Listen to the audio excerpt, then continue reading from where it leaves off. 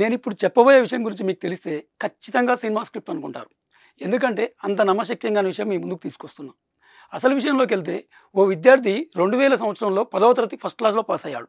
తర్వాత inter, degree, PG, B Ed వరుసగా అగ్రస్థానంలో ఉత్తీర్ణుడయ్యాడు. ఇంకేముంది ఏదో ప్రభుత్వ ఉద్యోగం కొడతాడులే అనుకున్నారు అంతా.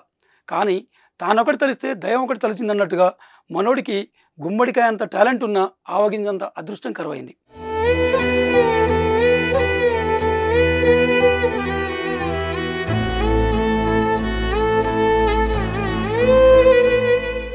ఏ కాంపిటేటివ్ ఎగ్జామ్ రాసినా 1.5 మార్కుల తేడాతో దగ్గరికి వచ్చిపోయాయి. దీనికి తోడు అగ్రవర్ణానికి చెందిన వ్యక్తి కావడంతో రిజర్వేషన్ కూడా కలిసి రాలేదు. 1 కాదు 2 కాదు 10ల సంఖ్యలో ప్రభుత్వ జాబులు దగ్గరికి వచ్చి వెళ్ళాయి. అసలే పేద కుటుంబం. పరీక్ష ప్రిపరేషన్ కావాల్సిన డబ్బులు లేకపోవడంతో ప్రైవేట్ టీచర్గా జాయిన్ అయ్యాడు. ప్రభుత్వ ఉద్యోగం రాక మనస్తాపం ఒకవైపు, నేనే ఇంత చదివినా ఉద్యోగం రాలేదు, నేను ఈ విద్యార్థులను న్యాయం చేస్తాననే కుంగుబాటుతనం మరోవైపు. తనను ప్రైవేట్ టీచర్గా కుదురుకోనివ్వలేదు. పూర్తి నిరాశ నిస్పృహకు లోనయ్యాడు. క్రమంగా మద్యానికి బానిసయ్యాడు. బానిస అంటే మామూలు బానిస కాదు, చుక్క లేనిదే క్షణం లేకుండా ఉండేంతగా మారిపోయాడు. ఉన్న ఆస్తినంతా అమ్మాడు. వృద్ధులైన తల్లిదండ్రులు అడ్డు చెప్పలేకపోయారు. చివరాఖరికి వైన్ షాప్ దగ్గర మనోడు కనిపిస్తే తెలిసిన వాళ్ళంతా పరారయ్యేలా దిగజారిపోయాడు. ఊరు వాడ అంతా చదువుకున్న తాగుబోతని ఎగతాళి చేసేది. నా జీవితం ఇంతే అనుకుని బాధపడుతున్న క్రమంలో తన జీవితంలోకి తన మరదలు ఓ వెలుగులా ప్రవేశించింది. ఊరు వాడ చుట్టాలు పక్కాలు అంతా తాగుబోతుని పెళ్లి చేసుకుని ఏం చేస్తావు అన్నా ఆ మరదలు లెక్క చేయలేదు. తన బావపై ఉన్న ప్రేమ ముందు సూటిపోటి మాటలు నిలవలేదు. తమకు కలిగినంతలో బావని పెళ్లి చేసుకుంది. తన దగ్గర ఉన్న బంగారం అంతా తాకట్టు పెట్టి ఆటో కొనిచ్చింది. నెమ్మదిగా తన బావని మద్యానికి దూరం చేయడం ప్రారంభించింది. హ్యాపీగా ఆటో నడుపుకుంటూ సాగుతున్న వారికి 2 పిల్లలు కూడా కలిగారు. పట్టణానికి కాపురం మార్చారు. అంతా సజావ సాగుతున్న సమయంలో పిల్లల్ని మీ తండ్రి ఏం చేస్తాడు అని అడిగితే ఆటో డ్రైవర్ అని చెప్పడం చూసిన ఆ ఇల్లాలు మనసు చివుక్కుమంది. తన భావస్థాయి ఇది కాదని ఆమె మనసుకు తెలుసు. తన భావన ఉన్నత స్థానంలో నిలుస్తాడనే నమ్మకం ఆమెది.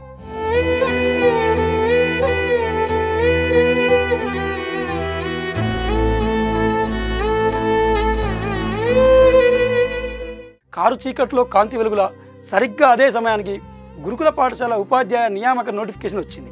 ఈ అవకాశాన్ని వదిలిపెట్టొద్దు అనుకుంది. వెంటనే ఆ మరదలు భావన చదవాలని కోరింది. షాక్ అయిన ఆ భర్త ససేమీరా అన్నాడు. మన పరిస్థితులు ఏంటి? రెక్కాడితే కానీ డొక్కాడని బతుకులు మనవి. ఒక పూట ఆటో ఇంటి దగ్గర ఉంటే అవసరాలకు అప్పు చేయాలన్న పరిస్థితి అని కుదరదన్నాడు. కానీ అతడి భార్య వదిలిపెట్టలేదు. మొండిగా వెంటపడింది. భర్త మాత్రం ఈ కాంపిటీషన్ ప్రపంచంలో ఎప్పుడో వదిలేసిన పుస్తకం ఇప్పుడు తెరవలేనన్నాడు. అందుకు ఒప్పుకొని భార్య అతడి ప్రతిభ గురించి రోజూ చెప్తూ చివరాఖరికి ఒప్పించింది. ఇల్లు గడవడం కోసం తాను ప్రైవేట్ టీచర్ అయింది. ఉన్న ఆటో అమ్మి 3 నెలల సరిపడా సరుకులు తెచ్చింది. బావకు పూర్తి స్వేచ్ఛనిచ్చి ఫుల్ కాన్సన్ట్రేషన్తో చదువుకోమని ఏర్పాటు చేసింది. ఆ వ్యక్తికి మాత్రం తన ఏజ్ 40కి వచ్చిందని, ఇక ఏ ప్రభుత్వ జాబ్కి అర్హుడని కారణ విషయం తెలుసు. తన జీవితంలో ఇదే చిట్ట చివరి అవకాశంగా భావించి కసిగా చదవసాగాడు. ఆ కష్టం ముందు ప్రభుత్వ ఉద్యోగం మోకరిల్లింది. ఆ ఆదర్శవంతమైన దంపతులను మా ప్రతినిధి ప్రేమ్ మీకు పరిచయం చేస్తాడు.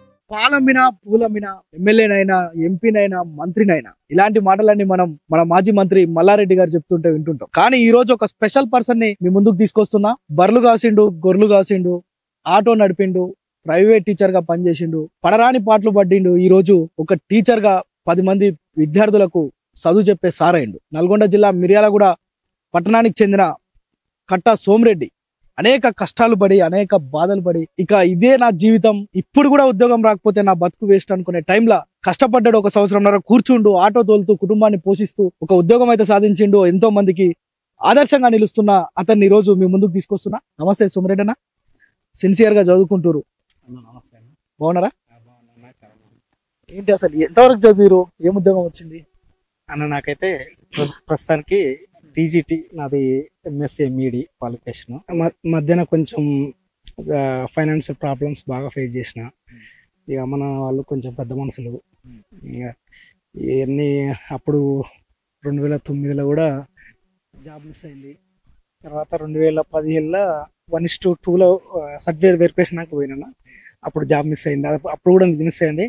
ఆ తర్వాత అసలు ఇక నా జీవితం ఏంది అనుకొని అసలు నేను ఇక బాగా అసలు డిప్రెషన్లోకి వెళ్ళిపోయినా. ఇక మీకు చెప్పకూడదు ఏముంది కానీ తాగుడుకు బాగా బానిస అయినప్పుడు అందులో నుంచి మా మిస్సెస్ కొద్దిగా గొప్ప బాగా హెల్ప్ చేసి బయటపడేసింది.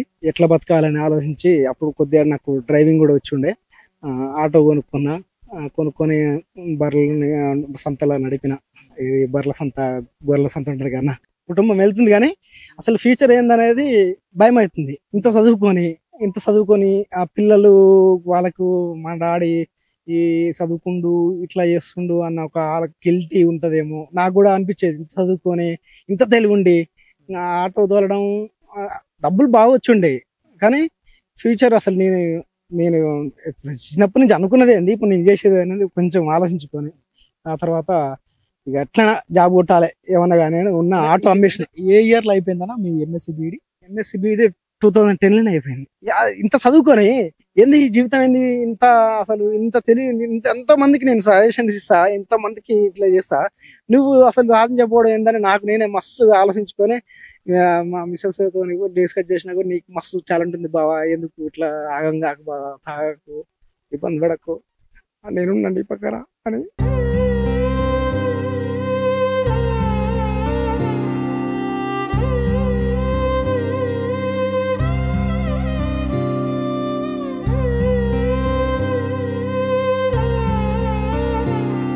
ఫైనల్ గా అయితే సంతోషం అన్న, జాబ్ వచ్చింది. మాకు ఇంతకన్నా ఎక్కువ ఏం కావాలి. ఆర్డర్స్ తీసుకున్నారా? తీసుకున్నాను, అలాట్మెంట్ ఆర్డర్ ఇచ్చేసారు. అయితే ఎక్కడ పోస్టింగ్ అనేది ఇంకా డిసైడ్ కాలేదు. ఈ 5th జోన్ నాది, ఈ 5th జోన్ లో ఎక్కడ రావచ్చు. ఇన్ని కష్టాలు ఏడుస్తూ ఆ బాధను వెళ్ళగక్కుతున్న పరిస్థితి ఉంది. అయితే నిజంగానే ఫ్యామిలీ సపోర్ట్ ఎట్లా ఉంది, ఆయన ఎట్లా కష్టపడేవారు కూడా ఒకసారి మాట్లాడి తెలుసుకుందాం. చెప్పమ్మా, ఎట్లా ఉండేవారు మీ భర్త మీతోటి? చాలా ఫ్రెండ్లీగా, చాలా ప్రేమగా చూసుకునేవారు. అంటే ఇంత చదువుకున్నాడు, మంచిగా మ్యారేజ్ చేసుకున్నాం, బర్ల కాస్తుండు, గొర్రెల కాస్తుండు, ఆటో తోలుతుండు, ఏమనిపించలేదా? అట్లా ఏం లేకుండే ఫీల్. మన సొంతంగా ఏం చేసుకున్నా ఏం కాదు, ఏదో ఒకటైతే చేస్తుండు కదా, అది చేసుకుంటూ చదువుకునేటోడు. నైట్ వచ్చేసి మార్నింగ్ టైం వేస్ట్ చేయకుండా చదువుకునేటోడు. ప్రతి ఒక్కరు కూడా అన్నారు, ఇట్లా తాగుతుండు, ఈయనకేం వస్తుంది, చదువు ఉద్యోగం వస్తుందా, ఇట్లా పిల్లని చేసుకొని పిల్లలు అది ఇదని ఊర్లో మమ్మల్ని బాగా చులకన చేసిన వాళ్ళు చాలా మంది ఊర్లో అయితేంది, మా దగ్గరలో మా రిలేటివ్స్ అట్లా జరిగిపోయింది. ఇంకా ఎందుకు చేసుకున్నావు, వద్దంటే మ్యారేజ్ వద్దంటుంటే మా రెడ్డిస్లలో అమ్మాయిలు చాలా తక్కువ అయిపోయినరు. అట్లా ఆ మూమెంట్లో ఈయన బావ అని ఇట్లా మంచిగా అనిపించి చేసుకున్నా. అమ్మ కూడా ఇంకా నాకు మేనల్లుడైనా కొడుకైనా తనన్నట్టే ఉంటాడు అని అమ్మ ఇష్టంతో కూడా ఎన్ని మంచి వచ్చినా సరే, మ్యాచెస్ వచ్చినా సరే ఆస్తి ఆలోచించకుండా అమ్మ కూడా మా అల్లుడు నా కొడుకు లాగుంటే చాలు అన్నట్టు అమ్మ కూడా ఇవ్వడం జరిగింది. ఇంక ఇట్లా కాగానే ఇంకా దగ్గర వాళ్ళు ఎందుకు ఇచ్చినావు, ఎందుకు చేసినావు, తాగుబోతేవాడు అని అట్లా అసులుకం చేయడం జరిగింది. అప్పుడు అన్నోళ్ళందరూ కూడా మళ్ళీ కాల్ చేసి స్టేటస్ పెట్టగానే అవునా అవునా అసలు మేము అనుకున్నాను రా అది ఇదని మళ్ళీ హ్యాపీగా వస్తుంది అనుకున్నాను రా, మీ చాలా లక్కీ నువ్వు, అసలు మాకు ముందు నుంచే తెలుసు సోమిరెడ్డి సాధిస్తాడు అన్నోళ్ళు అట్లా చాలా మంది ఉండరు. వాళ్ళందరూ రిటర్న్ కాల్ చేస్తుంటే చెప్పినా కదా బాబా వాళ్ళే మన కాడికి వస్తారని అన్నోళ్ళందరూ అని మేము కూడా అనుకోవడం జరిగింది. ముందు చెప్పినావా వాళ్ళంతా అన్నోళ్ళంతా మన దగ్గరకు వస్తారు, మనమే వెనకకు పోవద్దు అని చెప్పినావా? ధైర్యం ఇచ్చినావా? ఇచ్చిన. ఆయన డ్రింక్ చేసేటప్పుడు అదే చెప్పిన, నువ్వు డ్రింక్ ఆఫ్ చెయ్యి, నువ్వు ఏది చేసినా సరే నీకు టాలెంట్ ఉంది, ఏదో ఒకటి చేస్తావు, అన్నోళ్ళందరూ మన దగ్గరికి రావాలి, ఇప్పుడు అంటుండ్రు అనవసరంగా చేసుకున్నావు అని, రేపటి నాడు వాళ్ళే అంటారు అని నేను చాలా చెప్పేసిన. ఆయన కూడా విన్నాడు. ఇప్పుడు అదే నిజమైంది. చాలా మాటలే నిజమైనాయి, నువ్వు అనబట్టే నిజమైనా నిజమైంది అనిపిస్తుంది. చాలా మంది ఇప్పుడు రావడం, ఫోన్ కాల్స్, చాలా హ్యాపీగా అనిపిస్తుంది. ఏ పేరు నాన్న పేరు? హర్షిత్ రెడ్డి. మంచిగా చదువుకుంటున్నావా?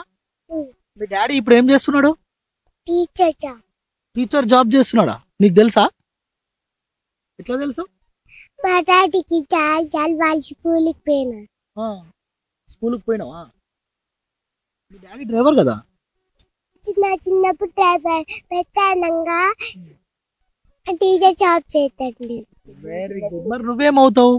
Army police. ఆర్మీ పోలీస్ అవుతావా? దానికి చాలా కష్టపడాలి తెలుసా? కష్టపడతావా? డాడీకి ఉద్యోగం వచ్చింది కదా, హ్యాపీనా? హ్యాపీ. రైట్. ఇది నిజంగా మనం సోమిరెడ్డి ఒక్కడే కాదు, ఇలా గురుకుల టీచర్స్ అయిన వాళ్ళు ఒక్కొక్కరిని కదిలిస్తే ఒక్కొక్క బాధ నిజంగా. అయితే ఇక ఇది ఈ జీవితంలో ఉద్యోగం రాదేమో, ఇక అంటే ఇదే ఈ వ్యవసాయము లేదంటే ఈ గొర్రెల గాయడం బర్రెల గాయటం ఇదే అని డిప్రెషన్ కి లోనైన సందర్భంలో ఒక ధైర్యం ఇచ్చే భార్య పక్కన ఉండి ప్రోత్సహించినప్పుడు నిజంగా ఇప్పుడు ఉద్యోగం సంపాదించిన అని చెప్తుండు సోమిరెడ్డి. ఇది సోమిరెడ్డి గాథ. నిజంగా అంటే మనం చూస్తుంటాం, వింటుంటాం, వాళ్ళు గొర్రెలు కాసేది బర్రెలు కాసేది అని చూస్తుంటాం, కేవలం వాళ్ళు గొర్రెలు కాసేటోన్ లాగానే చూస్తుంటాం, కానీ వాళ్ళ లోపల ఉన్న టాలెంట్ ఏంది అనేది చాలా సార్లు గమనించాం. అయితే ఇలాంటి కష్టాలు పడి బాధలు పడ్డ వాళ్ళు ఎంతో మంది ఉద్యోగాలు సాధించినప్పుడు నిజంగా వారికి మోరల్ గా సపోర్ట్ చేసిన వాళ్ళు వెనకంగా ఉండి ఇట్లా ఉద్యోగాలు సంపాదించి వాళ్ళు చెప్పుకోలేనంత ఆనందాన్ని వ్యక్తపరుస్తున్న పరిస్థితి అయితే ఉంది. కెమెరామెన్ సాయితో ప్రేమ్, సుమన్ టీవీ, నల్గొండ.